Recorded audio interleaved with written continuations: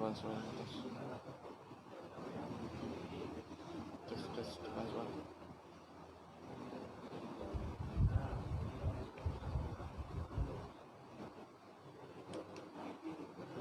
Tekan suara.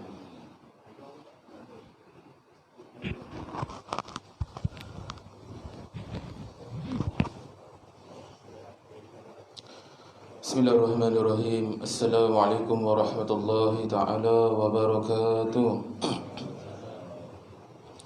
Ila hadratin Nabi Rasulullah sallallahu alaihi wasallam sama ila ruhi ala alim ala alama Syekh Daud bin Syekh Abdullah bin Syekh Idris Al-Fatani wa ila ruhi Muhammad bin Idris bin Abbas bin Uthman bin Syafi'i wa ila ruhi Abu Hasan bin Ismail al-Ash'ari wa ila ruhi Abu Mansur Muhammad bin Mahmud al-Maturidi thumma ila arwahi walidina wa masyayikhina wa alimina wa dhabil huquqi alaina ajma'in thumma ila arwahi ahwatil mu'minin wal mu'minat wal muslimin wal muslimat أن الله يغفر له ويرحمهم ويعلي درجتهم في الجنة وينفعنا بأسرارهم وأنوارهم وعلومهم ونفحاتهم في الدين والدنيا والآخرة بسر الفاتحة أعوذ بالله من الشيطان الرجيم بسم الله الرحمن الرحيم الحمد لله رب العالمين الرحمن الرحيم مالك يوم الدين إياك نعبد وإياك نستعين اهدنا الصراط المستقيم صراط الذين أنعمت عليهم غير المغضوب عليهم ولا الضالين آمين الحمد لله رب العالمين وبه نستعين على أمور الدنيا والدين صلى الله على سيدنا محمد خاتم النبيين وعلى آله وصحبه أجمعين اللهم صل على سيدنا محمد الفاتح لما أغلق والخاتم لما سبق والناصر الحق بالحق والهادي إلى صراطك المستقيم وعلى آله وصحبه حق قدره ومقداره العظيم اللهم افتح علينا فتوح العارفين ورزقنا فهم النبيين وإلهام الملائكة المقربين يا حي يا قيوم برحمتك يا أرحم الراحمين رب اشرح لي صدري ويسر لي أمري واحلل عقدة من لساني يفقهوا قولي قال المصنف رحمه الله تعالى ونفعنا به وبعلومه في الدارين آمين.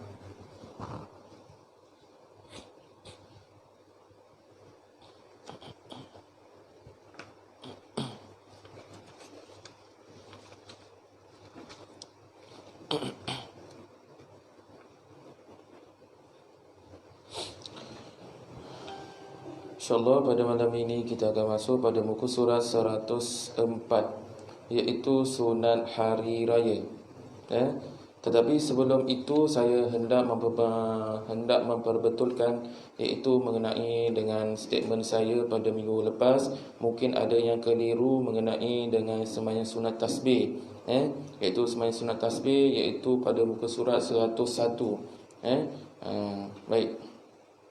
Berkenaan dengan sunat tasbih ini, dia ada yang berkaitan dengan di antara al-muhaddis. Al-muhaddis ni di kalangan orang-orang yang hafal hadis, bukan 40 hadis, bukan 50 hadis, malah lebih daripada 100,000 hadis. Jadi maka di antara para al-muhaddis, mereka berbeza pendapat. Yang di antaranya ada mengatakan sahih, ada mengatakan dhaif, ada yang mengatakan maudhu'. Apa itu sahih? Sahih itu maksudnya benar. Benar. Jadi kalau yang dhaif tu hadis yang lemah. Bila hadis yang lemah, maka tidak boleh dibuat hukum. Tu maksud hadis dhaif. Tetapi boleh diguna pakai atau tidak dhaif ni? Boleh. Jadi kalau hadis maudhu' maksudnya hadis yang palsu. Jadi kat situ keterangan boleh kita lihat kat bawah tu, hadis Ibnu Abbas mengenai sunat solat tasbih. Ramai ulama berselisih pendapat mengenainya. Setengah mereka mengesahkannya, setengahnya mengatakan hasan. Maksud mengesahkan itu iaitu mensahihkan. Setengahnya mengatakan hasan dan setengahnya mengatakan dhaif. dan setengah yang lain mengatakan maudhu', palsu.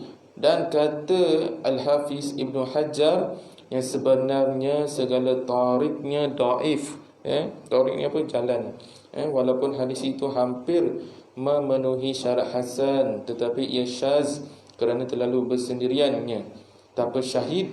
Syahid itu maksudnya menyaksikan, mutabi' yang muktabar, dan kelainan gayanya daripada solat-solat yang lain. Boleh lihat dalam kitab Majmu' al-Fatawa wa Rasail Ibnu Utsaimin, dan boleh lihat pada juga kitab Jam'ul Jawami' atau Al-Jami' Al-Kabir Lis As-Suyuti, yang ditulis oleh Imam As-Suyuti.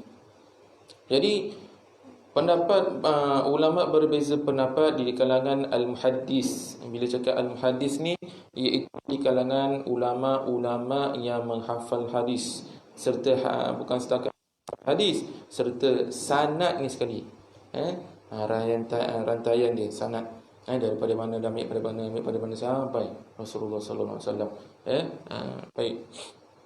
Jadi bila cakap tingkatan al-muhaddis ni, bukan bawa 100,000 hadis. Dia hafal lebih daripada 100,000 hadis. Jadi bab iaitu solat sunat tasbih ni, saya berpegang kepada hadis sahih. Jadi siapa yang nak berpegang kepada hadis dhaif, silakan, tetapi masih boleh diamalkan. Hadis dhaif ni masih boleh diamalkan, iaitu fadail amal, boleh diamalkan, tak ada masalah. Jadi bab berkaitan yang minggu lepas saya menceritakan tentang solat sunat tasbih ini, saya menceritakan solat sunat tasbih iaitu buat pada waktu malam, siang tak ada. Iaitu bukan tak ada, ada, tetapi yang dibuat pada 4 rakaat 1 salam. Dan pada waktu malam dilakukan pada 2 rakaat 1 salam dan 2 rakaat 1 salam. Faham? Jumlah dia satu solat iaitu 75.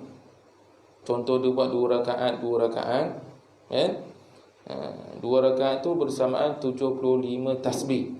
Faham? 75 tasbih.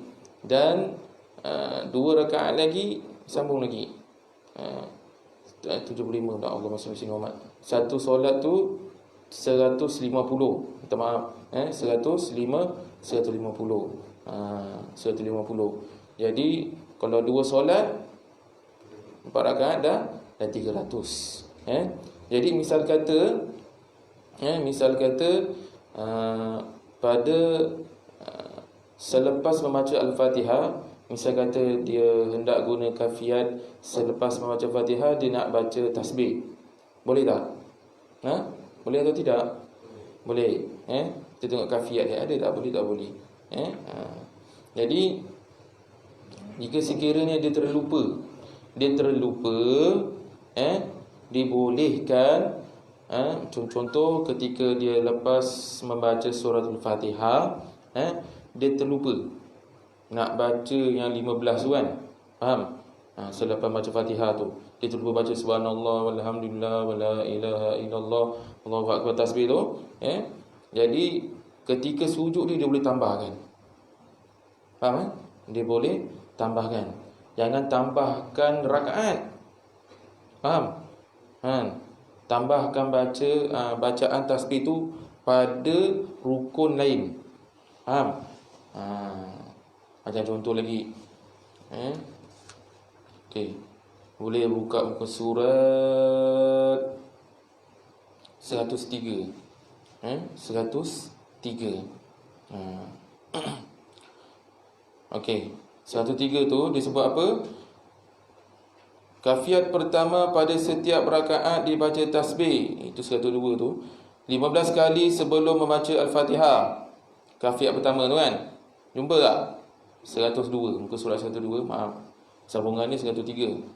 Kafiat pertama pada setiap rakaat dibaca tasbih 15 kali sebelum membaca Al-Fatihah. Faham? 15 kali bacaan tasbih sebelum membaca Al-Fatihah. Jadi andai kata dia terlupa hendak baca 15 kali ni, dia boleh sambung pada tempat yang lain.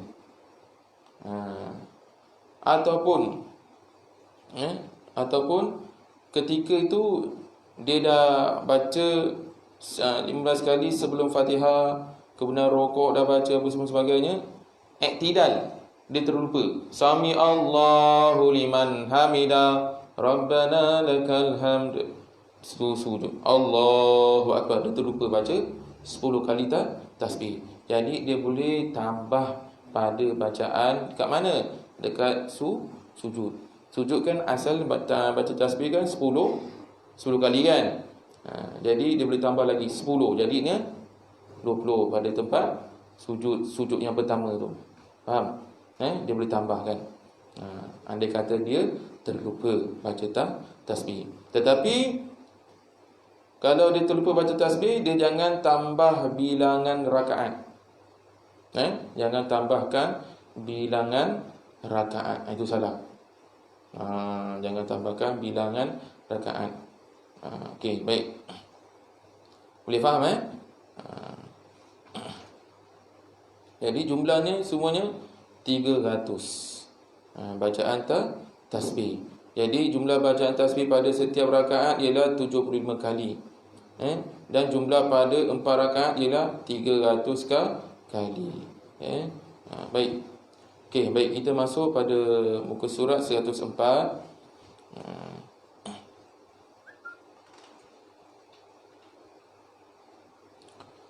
Sunat hari raya. Sunat hari raya ni terbahagi kepada dua. Terbahagi kepada dua, iaitu sembahyang sunat hari raya haji, iaitu Aidil Adha, dan hari raya fitrah. Kita sebut apa? Aidil Fitri. Fitrah, fitri. Aidil tu maksudnya perayaan. Aidil tu maksudnya perayaan. Okey. Baik. Adalah hukum dia apa? Sunat muakkad, iaitu sunat yang dituntut. Baik. Kita lihat lafaz niat dia. Lafaz niat bagi sembahyang hari raya haji, ataupun hari raya Aidil Adha, iaitu bagaimana lafaz dia? Usalli sunnata Aidil Adha rak'ataini lillahi ta'ala. Sahaja aku sembahyang sunat hari raya korban 2 rakaat kerana Allah Ta'ala. Baik. Kemudian untuk lafaz niat bagi sembahyang hari raya fitrah, iaitu Aidil Fitri, ialah usalli sunnata Aidil Fitri rak'ataini lillahi ta'ala. Sahaja aku sembahyang sunat raya fitrah 2 rakaat kerana Allah Ta'ala. Baik. Jadi kalau hendak ketika lafaz takbiratul ihram, Allah, dalam hati tu nak lintaskan apa? Masih nak lintaskan qasad ta'arud ta'yin ataupun qasad ta'yin? Qasad ta'yin. Ta'arud tu hanya untuk solat yang wajib. Jadi masa takbiratul ihram tu, lafaz takbiratul ihram, Allah sahaja aku solat sunat Aidil Fitri. Wa akbar, 2 rakaat mengikut imam. Kalau mengikut imam, 2 rakaat mengikut imam kerana Allah Ta'ala. Jadi kena ingat, sembahyang sunat hari raya ni hukum dia sunat, tak wajib, tapi lebih afdal, dituntut, iaitu sunat muakkad ni. Baik. Selepas membaca doa iftitah dalam rakaat pertama, ia hendaklah bertakbir sebanyak 7 kali pada rakaat pertama. Selepas membaca doa iftitah, Allahu akbaru kabira, bukan Allahu akbaru kabira, salah. Sebetulnya Allahu akbaru kabira, ataupun sambungan Allahu akbaru kabiran walhamdulillahi katsiran wa subhanallahi bukratan wa asila. Kalau cukup nafas boleh le, tak cukup nafas berhenti. Yang penting bukan sebutan Allahu akbar kabira, itu salah. Allahu akbaru baru. Allahu akbaru kabira. Kedua perkataan tu kena baris depan. Allahu akbaru kabira. Faham? Dia bukan Allahu akbar. Allahu akbar, salah. Dia mubtada khabar. Mubtada khabar, subjek predicate. Kalau baca tata bahasa Melayu, subjek predicate. Jadi subjek predicate ataupun dalam bahasa Arab mubtada khabar, dua-dua ni kena baris depan. Allahu akbaru kabiran, maf'ulun bih, kena baris atas. Itu satu ilmu lah. Baik. Jadi membaca takbir sebanyak 7 kali berserta dengan mengangkat kedua tangan seperti dalam takbiratul ihram. Kemudian baru membaca suratul Fatihah dan surah. Jadi masa kita angkat takbir, kita lafazkan takbir 7 kali, Allahu akbar, diselangi oleh dengan tasbih subhanallah walhamdulillah wala ilaha illallah wallahu akbar. Diselangi. Baik. Manakala dalam rakaat kedua pula hendaklah bertakbir sebagaimana di atas sebanyak 5 kali pada rakaat yang kedua. Jadi bila imam naik di rakaat kedua, imam akan takbir Allahu akbar, subhanallah walhamdulillah wala ilaha illallah wallahu akbar. Allahu akbar, subhanallah walhamdulillah wala ilaha illallah wallahu akbar. 5 kali. Kemudian ia membaca Fatihah dan surah. Ia membaca Fatihah dan surah. Baik. Dalam rakaat pertama hendaklah dibaca surah Al-A'la, Sabbihisma rabbikal a'la alladhi.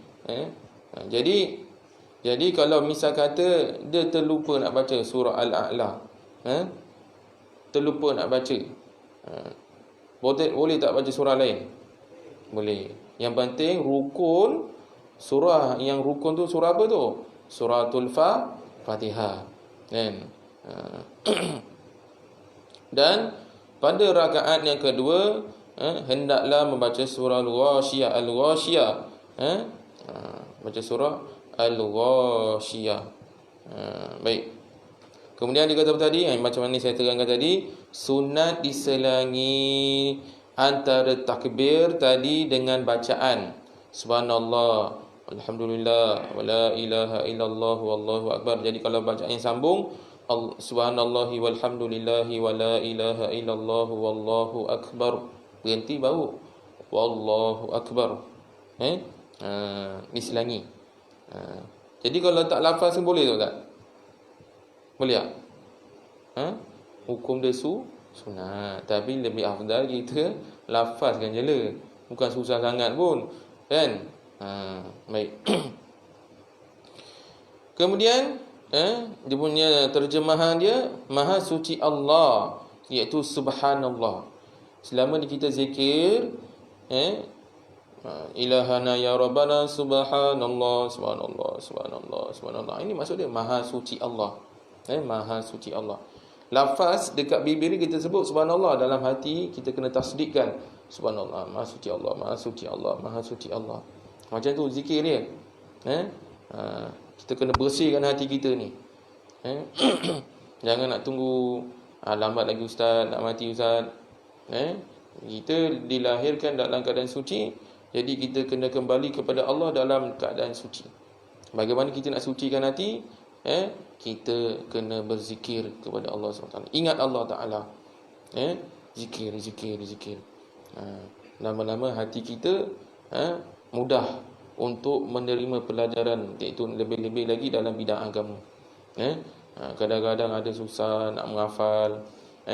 Malam ni belajar bab lafaz sunat hari raya, sembahyang sunat hari raya. Balik kan dah tak ingat Ustaz. Kan? Ataupun hari-hari lain belajar bab tanda-tanda dosa besar dan sebagainya. Pergi ingat masa dalam kuliah tu ingat. Esok tu dah tak ingat. Kan? Jadi bagaimana kita nak jaga kita punya ilmu ni, jaga pandangan mata kita. Itu adalah yang terutama. Kadang-kadang ada orang berzikir juga, tetapi ada penyakit hati juga. Ikut tarik kat sana, ikut tarik kat sini, tapi masih ada penyakit hati lagi. Dendam, hasad, dengki dan sebagainya di hati. Sepatutnya benda-benda ni dah kena buang dah. Kena buang penyakit iri hati ni. Baik.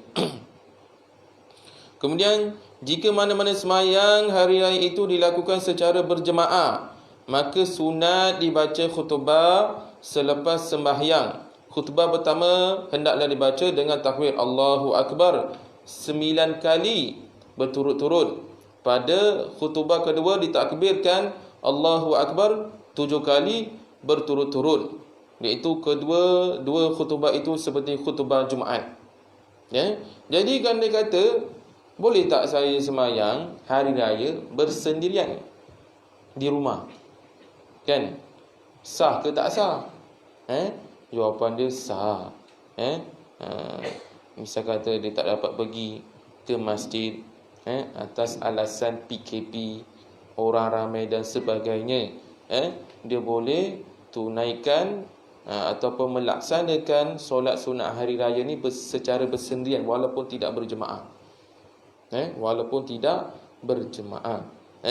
Baik. Pendapat mazhab seperti yang dinaskan di dalam kitab-kitab yang baru kesemuanya menyatakan, iaitu dalam mazhab Imam Syafi'i, bahawa solat hari raya disyariatkan bagi seseorang individu di rumahnya atau di tempat selainnya. Boleh rujuk dalam kitab Rawdatul Talibin yang ditulis oleh Imam An-Nawawi, salah seorang daripada ulama mazhab Imam Syafi'i. Jadi anda kata dia nak buat solat hari raya, boleh, tak ada masalah kalau secara bersendirian, tetapi lebih afdal buat secara berjemaah. Jadi kalau dia bersendirian, perlu tak dia khutbah? Perlu tak dia khutbah? Tidak perlu. Dia solat saja secara bersendirian, kemudian dia nak cakap dengan siapa? Khutbah. Kan? Cakap dengan dinding. Tidak perlu. Tak disunatkan. Tidak disunatkan. Jadi anda kata kalau imam ataupun ketua keluarga dia buat solat sunat hari raya di rumah, dia jadi imam, dia baca khutbah, mesti dia tahu rukun khutbah. Ada berapa rukun khutbah ni? Ada 5. Ada 5. Yang pertama iaitu memuji kepada Allah Subhanahu wa taala. Alhamdulillah. Tu rukun. Rukun. Kemudian yang kedua, berselawat ke atas Nabi Muhammad sallallahu alaihi wasallam. Rukun khutbah. Kemudian rukun yang ketiga apa dia? Kita mengingatkan para jemaah, iaitu contohnya ayat apa? Senang kata, ittaqullah. Kan? Itu dalam bahasa Arab. Kemudian kita nasihatkan dalam bahasa Melayu. Apa lagi? Yang keempat, iaitu doa. Kan? Doa. Yang keempat, membaca ayat Quran. Membaca ayat Quran. Jadi sebelum imam ataupun sebelum khatib, dia nak akhiri khutbah yang pertama tu, dia ada baca ayat Al-Quran. Kan? Lepas dia baca ayat Quran, kemudian barulah Bilal. Kalau kat sini tak tahulah.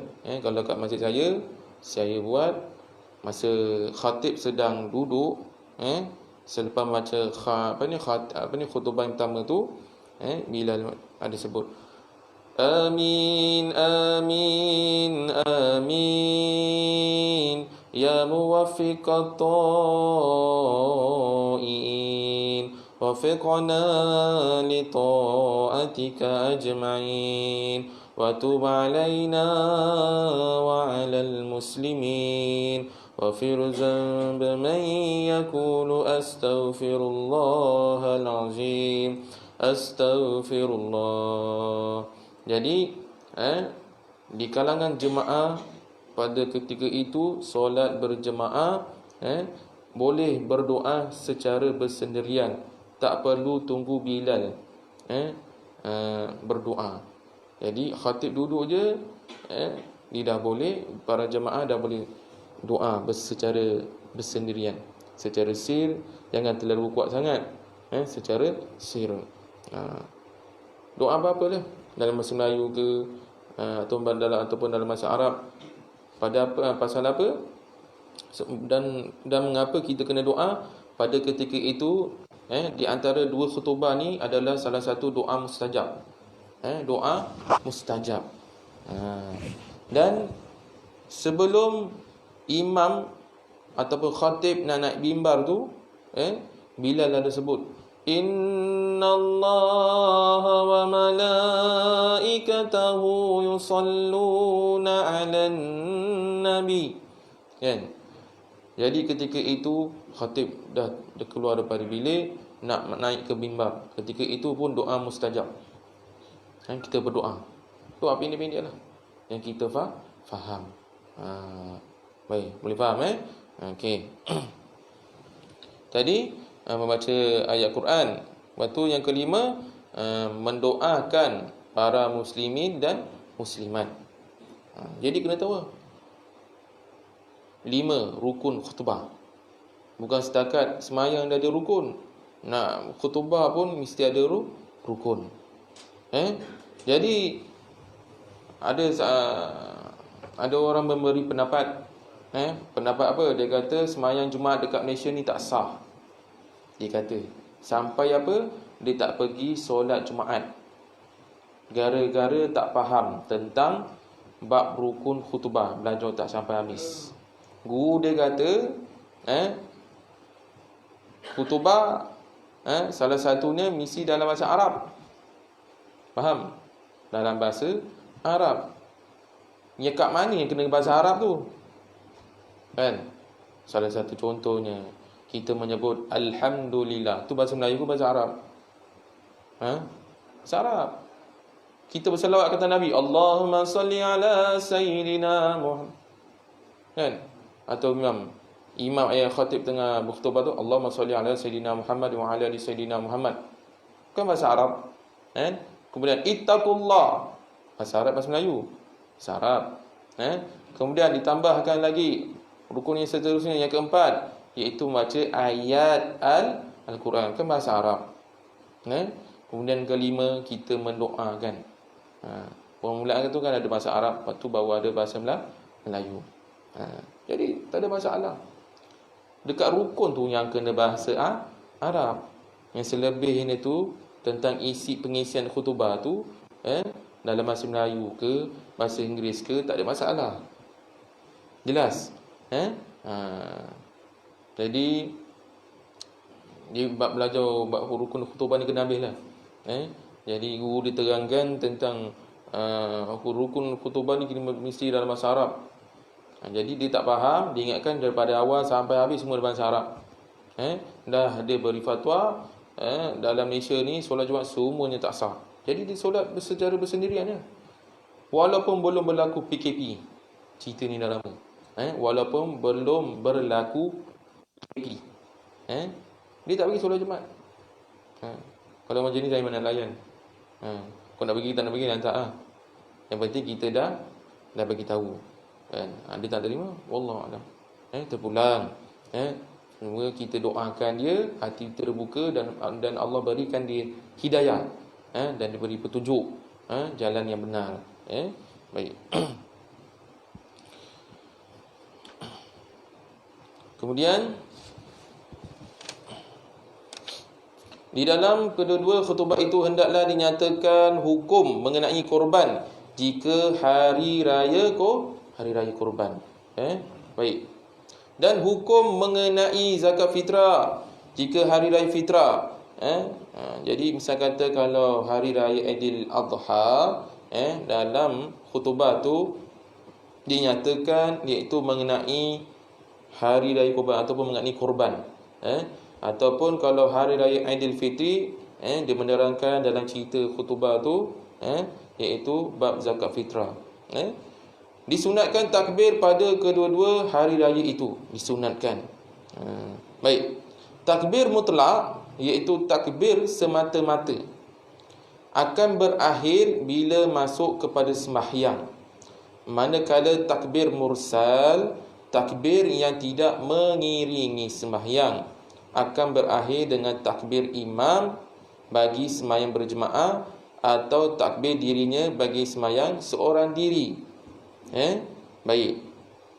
Takbir mursal kebiasaannya iaitu pada sembahyang Aidilfitri. Faham? Lepas lepas sembahyang hari raya Aidilfitri, tak disunatkan. Tak disunatkan iaitu takbir Allahu Akbar, Allahu Akbar, Allahu Akbar Aidilfitri. Jadi kalau dekat negara Arab, dia tak ada takbir begini macam kat Malaysia.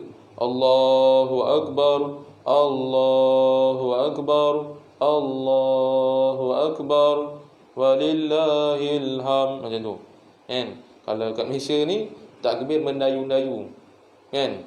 Dia ada feeling-feeling sampai sedih. Kalau dekat sana, dia dekat negara Arab, takbir lain. Tapi lafaz sama, kan? Baik. Disunatkan takbir muqayyad, iaitu takbir yang mengiringi sembahyang fardu atau sunat setiap selepas sembahyang pada hari raya Aidil Adha, mulai dari waktu subuh pada hari Arafah hingga akhir waktu asar, iaitu pada hari Tasyrik. 11, 12, 13. Bulan apa? Zulkaidah ke Zulhijjah? Zulhijjah. 11 hari Tasyrik, 11, 12, 13 ke sampai 14? Tak, 13. Kan? Betul je Jadi iaitu hingga waktu subuh pada hari ke-13 Zulhijjah. Yang seperti tadi, hari Tasyrik. Tiada takbir muqayyad pada malam hari raya fitrah. Tiada takbir muqayyad pada malam raya fitrah. Muqayyad. Muqayyad. Muqayyad ni maksudnya iaitu berterusan. Berterusan. Baik. Jadi misal kata kalau solat sunat hari raya Aidil Adha, sepanjang tu sebelum berakhirnya, selepas waktu asar tu dah habis dah. Maghrib tu dah masuk malam 14 Zulhijjah. Faham? Yang hari Tasyrik tu asar tu last.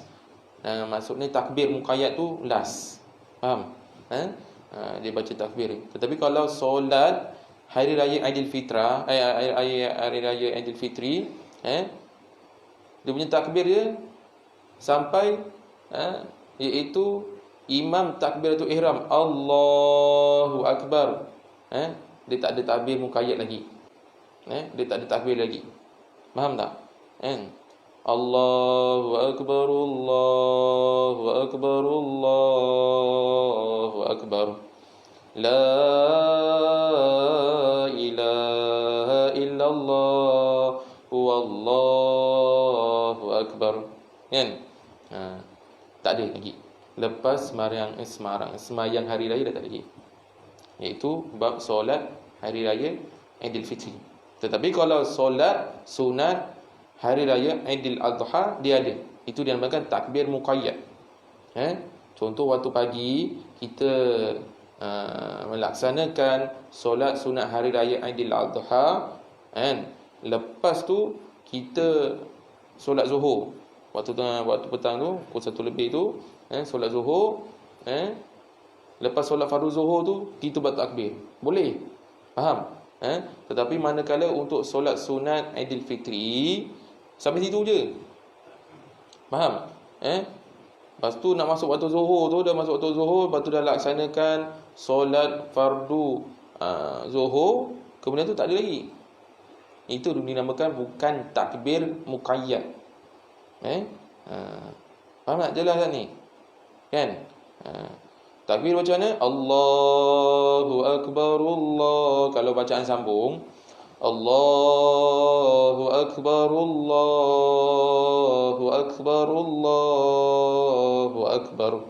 Jadi kalau bacaannya berhenti, Allahu Akbar Allahu Akbar Allahu Akbar. Kan? Lalu budak-budak akan cakap, jangan takbir, nanti orang kubur menangis. Bukan ada? Kan? Di dalam bulan Ramadan, yang mana orang yang di dalam kubur ni ataupun orang yang berada di alam barzah tidak dikenakan siksa, cuti sebulan. Faham? Cuti sebulan. Jadi bila habisnya bulan Ramadan, masuknya Syawal, maka cuti tu dah habis. Bila cuti dah habis, kan, apa lagi? Yang mana kena siksa lah. Itu sebab dia menangis. Faham? Bukan disebabkan dengan takbir raya dia nangis. Faham? Bukan disebabkan dengan takbir raya nangis. Jadi kena faham. Jadi kalau nak ziarah kubur tak ada masalah. Kan? Tak ada masalah. Nak ziarah pada sebelum sunat hari raya itu pun boleh. Kalau saya mengamalkan sebelum hari raya pertama tu, Ramadan yang terakhir tu, saya dah ziarah dulu. Kemudian hari raya pertama tu saya ziarah lagi. Sebab ziarah tak ada masalah, tak ada dosa pun, tak syirik. Ziarah mengingatkan kita akan mati nanti. Ada siapa-siapa ziarah minta nombor ekor? Ada? Ziarah? Ada siapa-siapa ziarah kau tolong aku dapatkan kerja? Ada? Tak ada. Kita datang ziarah, kita menghadiahkan bacaan-bacaan ayat Al-Quran. Salah satunya kita baca surah Yasin. Apa yang syiriknya? Jadi kita kena faham syirik tu. Jangan suka mensyirikkan. Baru-baru ni saya baca dalam Facebook, yang mana sekarang kita bulan Rabiul Awal, bila ada orang bawa selawat, dia katakan syirik. Dia kata kalau buat selawat ni syirik. Dah tak boleh selawat lagi dah. Kan? Selawat dia syirik. Mana datang syirik ni? Sedangkan kita ada selawat dekat dalam, kat mana? Dekat ayat akhir tu. Rukun pula tu, selawat ke atas Nabi. Takkan syirik pula. Allahumma salli ala Sayyidina Muhammad. Tu rukun, salah satu rukun sembahyang. Jadi syirik ni bermaksud kita menyekutukan Allah. Faham? Menyekutukan Allah. Seolah-olah ada kuasa yang lebih hebat daripada Allah Subhanahu Wa Taala. Ada yang kuasa lebih hebat daripada Allah Subhanahu Wa Taala. Na'udzubillah min zalik. Itu maksudnya syirik. Faham? Baik. Jadi takbir, lafaz takbirnya Allahu Akbar Allahu Akbar Allahu Akbar, la ilaha illallah wallahu akbar, Allahu Akbar walillahil hamd. Lepas tu dia sambungan dia, Allahu akbar kabira walhamdulillahi katsira. Itu sambungan dia. Baik. Diucapkan tasbih tersebut sebanyak 3 kali. Kemudian ditambahkan pula dengan apa? Allahu akbar kabira walhamdulillahi katsira wa subhanallahi bukratan wa asila. La ilaha illallah wa la na'budu illa iyyahu mukhlishina lahuddin walau karihal kafirun. La ilaha illallah wahda sadaqa wa'da wa nasara abda wa a'azza jundahu wa hazamal ahzaba wahda. La ilaha illallah wallahu akbar. Allahu akbar walillahil hamd. Baik. Apa maksud dekat situ? Allah itu maha besar sebesar-besarnya. Pujian itu bagi Allah sebanyak-banyaknya. Maha suci Allah waktu siang dan malam. Tiada Tuhan melainkan Allah. Kami tidak menyembah kecuali kepadanya dengan keadaan tulus beragama kepadanya, walaupun dibenci oleh orang kafir. Tiada Tuhan melainkan Allah sahaja menepati janji, menolong hamba-Nya dan mengalahkan musuh-musuh tanpa bantuan sesiapa. Tiada Tuhan melainkan Allah dan Allah itu maha besar. Jadi waktu sembahyang hari raya ialah mulai dari terbit matahari hingga gelincir matahari. Tetapi yang afdalnya ditakhirkan hingga naik matahari pada kadar segala. Jadi kalau misal kata satu gala, dia punya bayang tu sama, lebih kurang. Segala dia punya sama dia tu.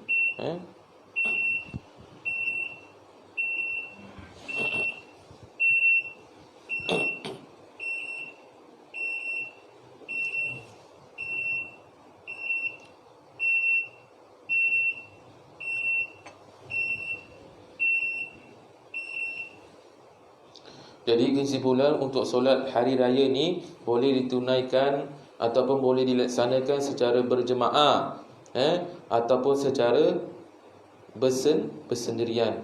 Jadi kalau yang tunaikan secara bersendirian di rumah, tidak disunatkan, iaitu berkhutbah. Jadi andai kata dia nak berjemaah di rumah, dia tak pergi masjid, tak ada masalah, boleh. Boleh, dibolehkan. Tetapi kalau anda kata dia nak berkhutbah, mesti dia tahu rukun khutbah ni ada 5. Dia kena baca dia kena tahu apa dia nak baca khutbah. InsyaAllah cukup sekadar ini saja yang saya dapat sampaikan. Apa yang baik itu datang pada Allah, yang kekurangan itu datang pada kelemahan saya sendiri. Maka saya akhiri dengan tasbih kifarah surah wal asr. Subhanakallahumma bihamdika asyhadu an la ilaha illa anta astaghfiruka wa atubu ilaik. Bismillahirrahmanirrahim. Wal asr innal insana lafi khusr illa alladhina amanu wa 'amilus solihati wa tawassaw bil haqqi wa tawassaw bis sabr. أعوذ بالله من الشيطان الرجيم بسم الله الرحمن الرحيم الحمد لله رب العالمين والصلاة والسلام على أشرف الأنبياء والمرسلين وعلى آله وصحبه أجمعين اللهم اغفر لنا ذنوبنا ولوالدينا وارحمهما كما ربيانا صغيرا ولجميع المؤمنين والمؤمنات والمسلمين والمسلمات الأحياء منهم والأموات برحمتك يا أرحم الراحمين اللهم علمنا ما جهلنا وذكرنا ما نسينا ففهمناها سليمان كلا آتينا حكما وعلما وسخر لنا معاده الجبال سحبنا طيركنا فاعلين ربنا آتنا في الدنيا حسنة وفي الآخرة حسنة وقنا عذاب النار صلى الله عليه سيدنا محمد وعلى آله وصحبه وسلم الحمد لله رب العالمين تقبل الله منكم.